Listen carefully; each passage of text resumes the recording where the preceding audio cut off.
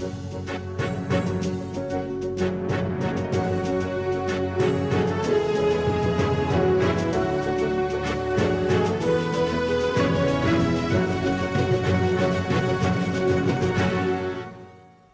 evening. The Procurement Oversight Unit has provided an update on the progress of the methodology for assessing procurement system known as MAPS. The assessment started in April this year to examine Seychelles' public procurement system and identify strengths and areas where improvements may be needed, and also provide recommendations. Speaking to the media during a press conference, the director for the Procurement Oversight Unit, Annie Dugas, highlighted the importance of public participation in the ongoing assessment through a survey. Now, from May until August, we are now in the data collection process, whereby the MAPS team has given us a list of information to be provided, more specifically a listing of contracts, your challenges, the policies that any of the procurement entities uses, any policy documents that we have, any laws, regulations that we have. All of this information are being consolidated and collected from various entities, both public and private, and being submitted to the MAPS team for consolidation and also for assessment. So what will happen next is in next September, the MAPS team will convene internally to assess all the information that they've collected, including the survey that is being launched at the moment, and they will produce a report. So they have devised 3 surveys for 3 categories: one for the government entities, one for the NGOs, and one survey for economic operators or private businesses, which are one way or another affiliated with the SCCI. So the survey has been launched. We have already launched a survey. The survey is done directly online through a link that we can share with, we have shared, or we can also share with whoever is interested to undertake the survey. And it's strictly anonymous. And the deadline for the completion of the survey is the 28th of August, which is next Friday.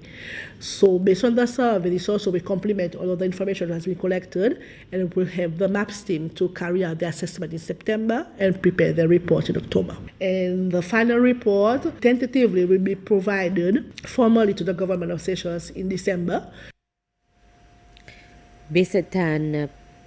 Besetan Prale Primary School has received a hydroponic unit. This is a system that allows crops such as herbs and vegetables grown using water instead of soil.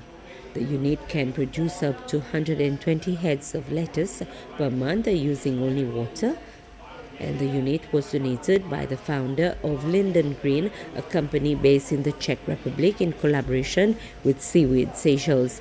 A ceremony was held yesterday at the Besetan Prale Primary School, where the Minister for Fisheries, Agriculture and Blue Economy officially cut the ribbon to inaugurate the new hydroponic unit.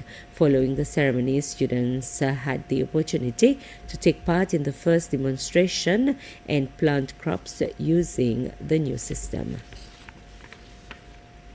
Representatives from several Southern African Development Community SADC member states, including Seychelles, Mauritius, Madagascar, Namibia, and Malawi, participated in a 3-day regional workshop aimed at strengthening how countries collect, analyze, and use data gathered through research on technology and innovation to support evidence-based policymaking.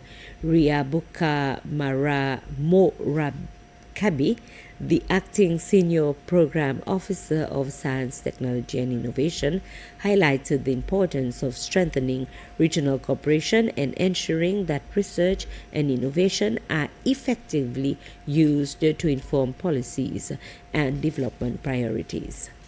The whole idea is to make sure that our member states, they are able to collect data on research and development and innovation.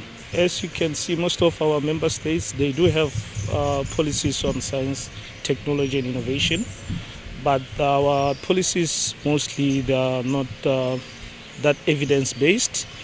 Now, since we have started collecting data on STI, then we'll be able to evaluate the progress, be able to develop evidence-based policies for science, technology, and innovation. The issue of data is very much important because you have to know where you come from and where you're going, and you can only know that through looking at the data, and the data will provide the trends to see whether you are progressing as a country, because some of the indicators, they also include research and development investment. So we want to see whether member states, including Seychelles, how much they invest in research and development. Seychelles and the Federated States of Micronesia have established diplomatic relations with the aim of promoting cooperation and strengthening the bonds of friendship between the two island nations. The agreement was formalized in New York yesterday with the signing of a joint statement by the Seychelles permanent representative to the United Nations, Ambassador Viviane Fouctave, and her counterpart from the Federated States of Micronesia, Ambassador James Lipwe. Micronesia is an island nation in the western Pacific Ocean, comprising more than 600 islands and home to a population of around 110,000 people. Like Seychelles, Micronesia is a member of the Alliance of Small Island States, AOSIS.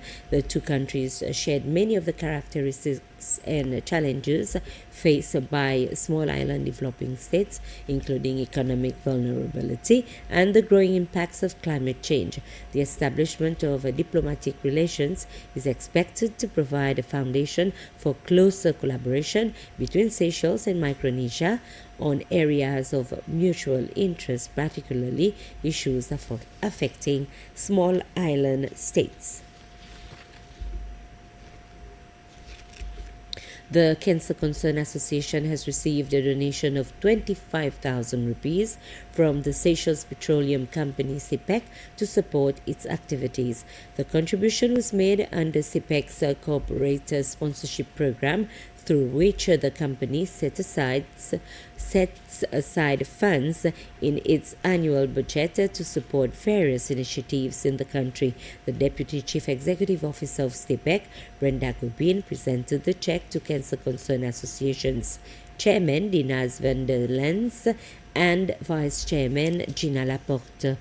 Mrs. Laporte, who is also the coordinator of the Hope for Kids group, said the donation will be used to support an activity for children which the group is organizing next week at Kaplaza. Mrs. Gobin says CPEC recognizes that beyond its business responsibilities, it also has a role to play in supporting the needs of the community.